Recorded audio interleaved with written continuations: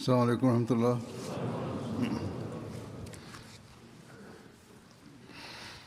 أشهد أن لا إله إلا الله وحده لا شريك له وأشهد أن محمدا عبده ورسوله أما بعد فأعوذ بالله من الشيطان الرجيم بسم الله الرحمن الرحيم الحمد لله رب العالمين الرحمن الرحيم مالك يوم الدين إياك نعبد وإياك نستعين اهدنا الصراط المستقيم صراط الذين أنعمت عليهم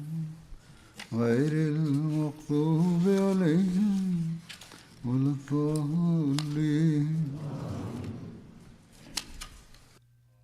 After reciting the Tashahhud, Ta'awudh and Surah Al-Fatiha, Hazrat Khalifatul Masih V, may Allah be his helper, said, "Today I have also delivered the Eid sermon, so at this time I will give a short address.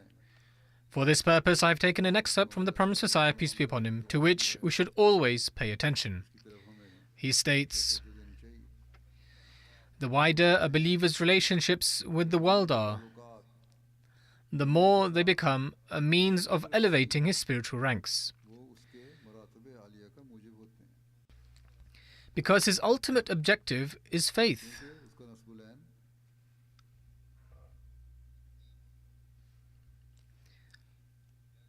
Even his worldly relationships are good and expansive only because their purpose is religion. In other words, the purpose of worldly relationships should itself be religion. This is the sign of a believer, and the wealth and honor of the world become servants of faith. Thus, the real principle is that the world should not be an end in itself. Rather, the true aim in acquiring the world should be faith. That is, even if you earn worldly wealth, the intention should be that our faith becomes better and that we may serve our religion. If we earn worldly means, it should be for the improvement of our faith, not by engaging in wrongful acts that ruin both our world and our hereafter. Rather, we should earn in a way that adorns our hereafter and strengthens our faith. He further states, the world should be acquired in such a manner that it becomes a servant of faith. For example, when a person travels from one place to another, he takes with him a mount and provisions for the journey. However, his real objective is to reach the destination, not the mount itself or the provisions of the journey. All these things are taken merely to make the journey easier, so that one may travel comfortably and reach the intended destination, not so that one may simply indulge in them along the way.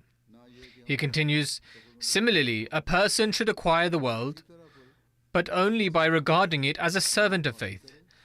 Allah the Almighty has taught the prayer,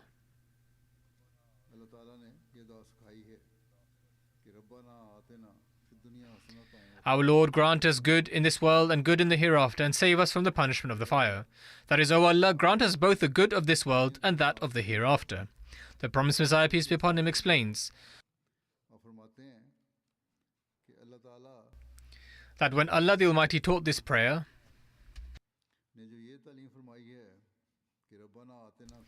the world has been mentioned first in this. But which world is meant here? It mentions the world first, but why? And which world is it referring to?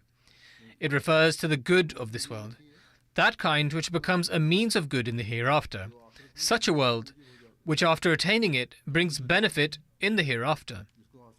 We should obtain such things in this world which lead to the good in the next life, rather than becoming a cause of shame and regret in the hereafter. If a person becomes completely absorbed in the world alone, he will inevitably face regret in the hereafter. He states that from the teaching of this prayer, it becomes clearly understood that a believer, while seeking the world, should keep in mind the good of the hereafter. At the same time, within the words "the good of this world" are included all those excellent means of acquiring worldly provisions that a believing Muslim should adopt in order to obtain the world. Acquiring the world through every such method that results only in goodness and virtue, and not through a method that becomes a cause of harm to another human being, nor one that becomes a source of shame or disgrace among one's fellow people. Such a world will indeed become a means of good in the hereafter. Earn such worldly wealth that not only benefits you, but also benefits humanity. Let there be no actions in your worldly life that become a cause of shame for you, your family, or your relatives. Rather, your life should be pure and upright, a life that proceeds upon piety and righteousness. When such a life is established, and you dedicate your life to earning the world in this manner, then it will bring you blessings in both this world and in the hereafter. Therefore, today, when the world in general has become absorbed in the pursuit of its own aims and interests, and when personal interests are given priority, if we look at nations, they are concerned only for their own people and not for humanity as a whole. By becoming engrossed in this attitude, they are in fact preparing the means of their own destruction. In such circumstances, we should turn our attention towards seeking the blessings of both this world and the hereafter from Allah the Almighty. In these conditions, we need to focus on this even more, so that we may set right both our worldly life and our hereafter, and remain protected from every kind of calamity. As I have mentioned, the world is moving toward a pit of destruction. May Allah the Almighty protect us from it. May Allah enable us to improve our deeds. Grant us the ability to offer sincere prayers, as I mentioned in the sermon earlier. May Allah grant us the ability to truly attain these blessings. Enable us to offer the best of prayers and also accept them.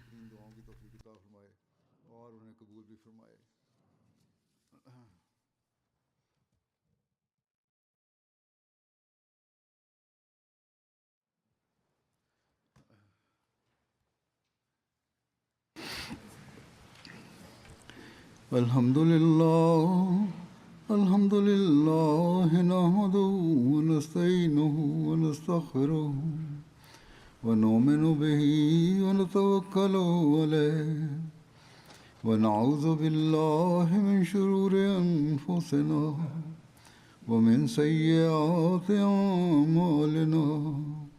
Man yahdihillahu fala mudilla lahu ومن يضلل فلا هادي له ونشهد أن لا إله إلا الله ونشهد أن محمدا عبده ورسوله.